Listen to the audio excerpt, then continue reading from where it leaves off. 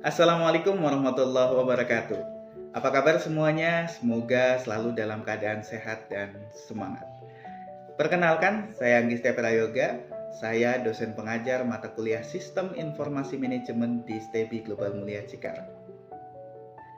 Seperti yang kita ketahui, saat ini sistem informasi manajemen tidak hanya lagi sekedar menjadi alat bantu saja, melainkan sebuah fondasi strategis yang mendasar bagi efisiensi operasional dan pengambilan keputusan di hampir semua sektor.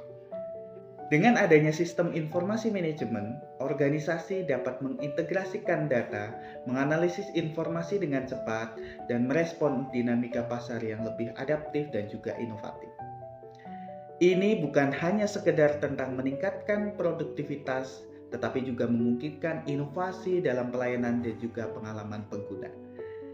Melalui mata kuliah ini, mahasiswa telah mengamati secara langsung bagaimana sistem informasi manajemen diterapkan di berbagai sektor, mulai dari sektor manufaktur, sektor bisnis, perbankan, maupun sektor pendidikan. Diharapkan dengan adanya observasi ini dapat memberikan wawasan yang komprehensif tentang peran krusial teknologi ini dalam transformasi organisasi dan juga strategi bisnis. Baik, selamat menyaksikan presentasi hasil observasi dari mahasiswa STEBI Global Mulia Cikarang.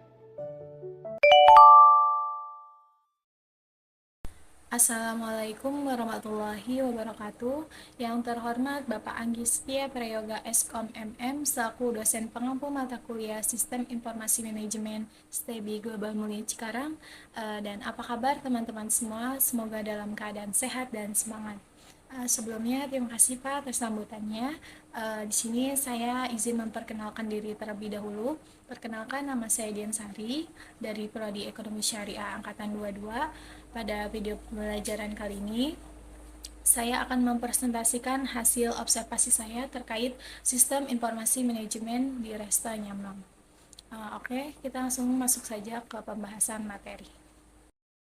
Baik teman-teman, untuk poin yang akan dibahas, yang pertama ada pengertian sistem informasi manajemen, yang kedua ada isi profil objek penelitian, yang ketiga ada gambaran umum sistem informasi manajemen yang digunakan, yang keempat ada manfaat dan tujuan pembuatan SIM, yang kelima ada fungsi dan fitur SIM, yang keenam ada manfaat yang dirasakan oleh pihak resto, yang ketujuh ada kelemahan dan kekurangan SIM, dan yang terakhir ada rencana pengembangan SIM.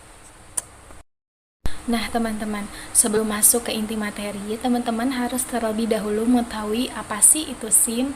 Nah, untuk sistem ini sendiri berasal dari bahasa lain atau sistema dan bahasa Yunani atau sustema, yang berarti suatu kesatuan yang berdiri dari komponen atau elemen yang dihubungkan bersama untuk memudahkan aliran informasi, materi, atau energi yang untuk mencapai suatu tujuan.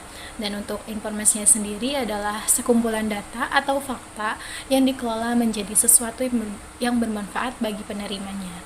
Dan untuk manajemennya sendiri adalah hal yang diperlukan dalam aspek kehidupan, baik itu manajemen untuk kegiatan individu maupun kelompok. Nah, jadi secara garis besar, sistem informasi manajemen ini dapat digunakan untuk mengumpulkan, menyimpan, dan mengelola data sehingga bisa menyediakan informasi yang berguna bagi manajemen dalam pengambilan keputusan. Baik, selanjutnya ada tugas dan fungsi Departemen Owner. Yang pertama ada manajemen bisnis, yaitu tugasnya mengambil keputusan strategis, mengatur sumber daya, mengembangkan rencana bisnis, dan mengawasi operasional harian. Yang kedua ada pengaturan menu, yaitu merancang menu untuk menciptakan hidangan khas bagi restoran. Nah, teman-teman bisa Anda ketahui bahwa di restoran Nyamlong ini kan menu khas utamanya itu hanya soto segar dan ayam kampung. Nah, jadi kalau misalkan ada penambahan atau pengupgradean menu seperti yang teman-teman ketahui bahwa sekarang ada segondok, sego pecel, dan lain sebagainya, itu hanya bisa dilakukan oleh dari perintah dari ownernya sendiri gitu. Jadi untuk manajemen tengah dan bawah itu tidak bisa melakukan pengaturan menu begitu saja. Baik, selanjutnya yaitu ada tugas dan fungsi penanggung jawab outlet. Yang pertama ada menerima pelanggan yang ingin bertransaksi, yang kedua memantau pelanggan untuk membantu toko dalam pencegahan kerugian, yang ketiga yaitu membantu pelanggan dalam memilih menu makanan dengan pelayanan yang terbaik. Nah, jadi dari ketiga tugas dan fungsi ini biasanya penanggung jawab outlet itu sudah stay di depan untuk melakukan greeting atau salam kepada customer yang baru sampai. Tujuannya agar kedatangan customer ini merasa dirinya itu dihargai di resto kami. Selanjutnya customernya tersebut diarahkan untuk menuju meja dan dikasih selembar kertas untuk memilih atau melis menu-menu yang akan dia pesan. Selanjutnya ketika sudah melis menu, customer tersebut diarahkan untuk melakukan pembayaran ke kasir. Seperti itu. Selanjutnya ada tugas dan fungsi kasir. Yang pertama yaitu menerima pesanan pelanggan, yang kedua melayani proses transaksi dan menginformasikan metode pembayaran, yang ketiga menerima pembayaran dan mencetak bil. Nah, jadi sebelum kasir mencetak struk atau bilnya, biasanya kasir menginformasikan terlebih dahulu kepada customer bahwasanya di restoran Nyamang ini menggunakan dua metode pembayaran saja. Yang pertama itu ada cash dan QRIS. Nah, jadi ketika customer sudah melakukan pembayaran dengan salah satu metode tersebut, barulah kasir mencetak struknya dan kemudian memberi struknya kepada customer, seperti itu. Selanjutnya ada tugas dan fungsi kitchen. Yang pertama yaitu menyiapkan makanan sesuai dengan standar resep. Yang kedua menjaga peralatan masak dan kebersihan dapur. Yang ketiga memastikan semua bahan, peralatan, makanan yang ada di dapur itu disimpan dengan benar dan siap dipakai. Selanjutnya kita masuk ke profil objek penelitian. Yang pertama yaitu nama perusahaan yang kita observasi yaitu Resto Nyamlang. Yang kedua filosofi perusahaan. Jadi berdirinya perusahaan ini tuh diawali dengan adanya keinginan dari owner, di mana awalnya beliau menyukai kulineran dan ingin mengembangkan hobinya tersebut untuk menciptakan restoran yang nyaman, dan dimana pada akhirnya beliau memilih nama Nyamlang yang artinya itu nyaman dan enak, dan memiliki makna tersirat yaitu tempat yang nyaman, bukan hanya nyaman tetapi juga enak. Untuk alamat restonya itu dikarenakan Resto Nyamlang sudah mempunyai 2 cabang. Alamat plan pertamanya itu Ruko Dzapa Blok A1 atau Dzapa Residensi Cikarang. Alamat plan keduanya itu Ruko Chandrabaga, Jalan Raya Chandrabaga Bahagia, Kecamatan Babelan, Kabupaten Bekasi, Jawa Barat, dengan kode 17610. Nah, jadi kalau misalnya teman-teman ada yang mau mampir ke restoran tersebut dan penasaran dengan menu-menunya, bisa langsung datang saja ke 2 outlet tersebut. Yang terakhir yaitu ada tahun berdirinya yaitu tahun 2023. Untuk selanjutnya ada logo Resto Nyamlang. Nah, teman-teman bisa lihat logonya. Selanjutnya ada visi misi dari Resto Nyamlang. Untuk visinya menjadi restoran yang nyaman dengan kualitas yang terbaik serta harga yang sangat terjangkau sehingga dapat bersaing dengan restoran yang lain. Untuk misinya berkomitmen menyajikan makanan yang berkualitas baik dari sisi bahan ataupun penyajiannya, menjamin kesegaran bahan makanan yang disajikan dan memastikan hanya bahan makanan yang berkualitas yang digunakan dalam pengolahan serta memberikan pelatihan atau training kompetisi dalam hal pelayanan makanan dan sajian makanan kepada karyawan di seluruh Indonesia.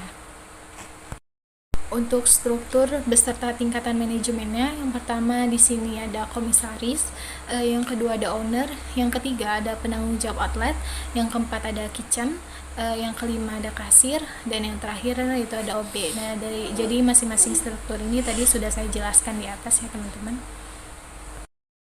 Nah, selanjutnya di sini ada foto ruko dan Resto Nyamlang. Teman-teman bisa lihat foto ruko di outlet yang pertama yaitu Jalan Citandui Cikarang, dikarenakan waktu itu kita observasinya di outlet pertama atau cabang pertama, jadi kita hanya mendokumentasi foto ruko yang di cabang pertama saja. Untuk menu restonya sama di setiap outlet, bisa dilihat teman-teman.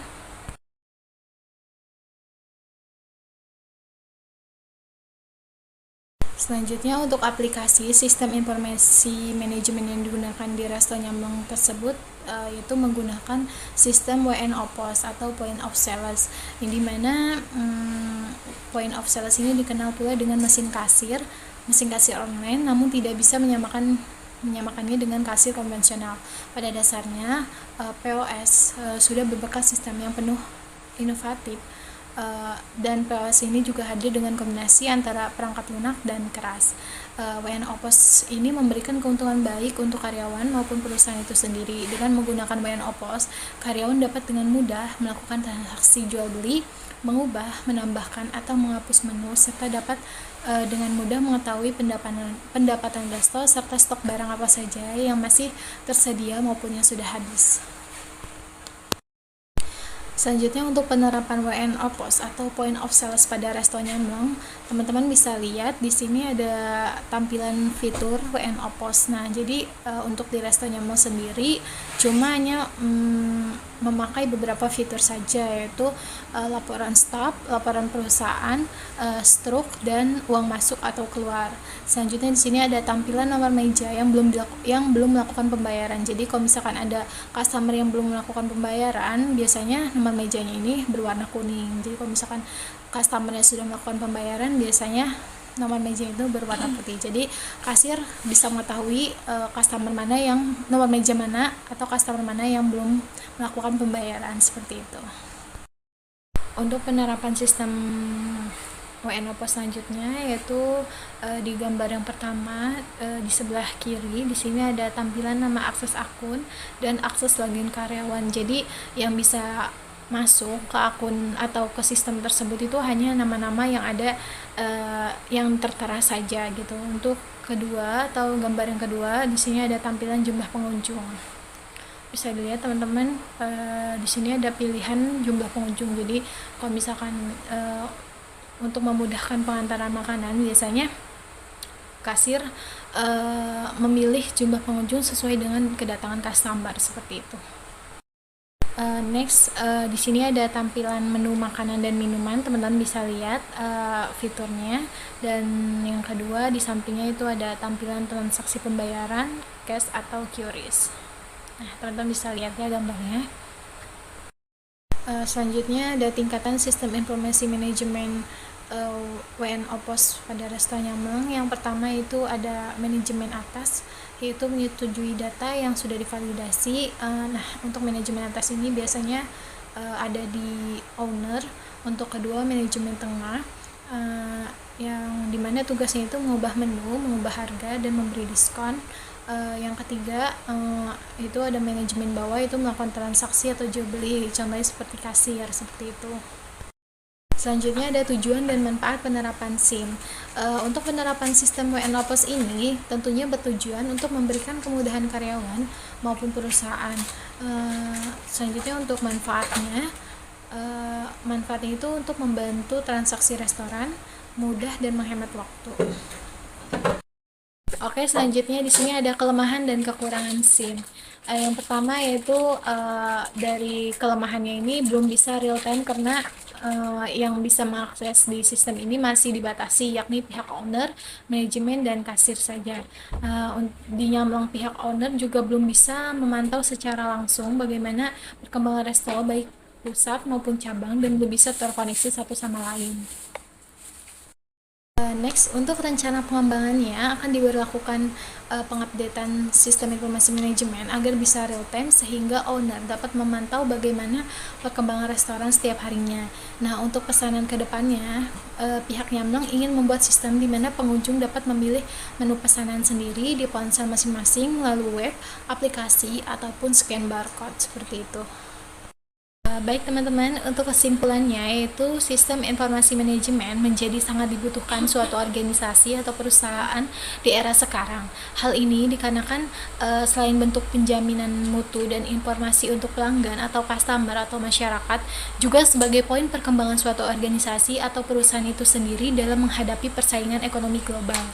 Dari sisi peran SIM terhadap pengambilan keputusan penelitian ini mendapatkan hasil sebagai berikut, bahwa pertama, penelitian ini menyatakan menyatakan bahwa penggunaan sistem informasi manajemen berpengaruh terhadap kecepatan identifikasi masalah. Kedua, penelitian ini menyatakan bahwa penggunaan sistem informasi manajemen resto Nyamleng berpengaruh terhadap laporan keuangan dan kontrol restoran. Ketiga, penelitian ini menyatakan bahwa penggunaan sistem informasi manajemen berpengaruh terhadap kecukupan bisnis. Terima kasih. Oke teman-teman semua, itu saja mungkin materi yang bisa saya sampaikan. Terima kasih kepada teman-teman semua yang sudah menonton video presentasi saya hingga akhir.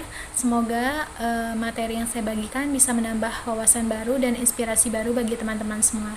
Jangan ragu berbagi pendapat dan pertanyaan teman-teman di bawah komentar ya. Sebelum mengakhiri, izinkan saya menutupnya dengan sebuah pantun. Buah mangga di atas peti, dibawa pulang ke dalam kota. Saya ucapkan terima kasih di sini. Semoga ilmu teman-teman semua bertambah nyata. Kurang lebih mohon maaf. Wassalamualaikum warahmatullahi wabarakatuh.